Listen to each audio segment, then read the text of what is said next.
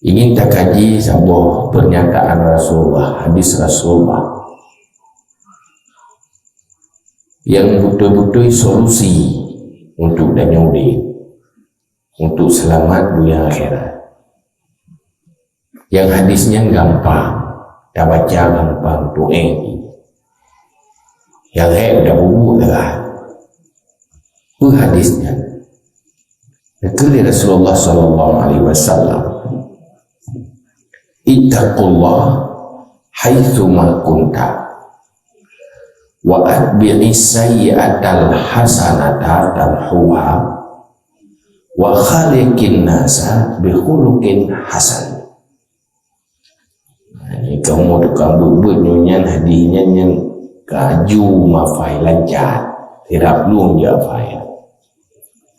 Ingin selamat bahagia dunia akhirat, amai ke hadisnya mantel insyaallah bahagia dunia akhirat selamat. Pertama pun ittaqullah haitsu ma kunta, takut olehmu pada Allah di mana saja kamu berada dan kapan saja. Artinya di dalam menjalani kehidupan, tugas hanya menjunjung tinggi perintah Allah dan menghindari larangan Allah. Kapan saja, di mana saja. Tapi ingat ke Allah, ingat ke aturan Allah. Seluruh aktivitas dan diam, bergerak, berbicara, mandum-mandum tersesuaikan dengan aturan syariat, aturan Allah. Lehnya buka diperintah di mana saja, kapan saja takwa ke Allah, menjunjung tinggi perintah Allah, menjauhi larangan. Tapi yang nama dan yang manusia sempurna hai waktu dia terus menerus lagi sering terjebak dalam kesalahan.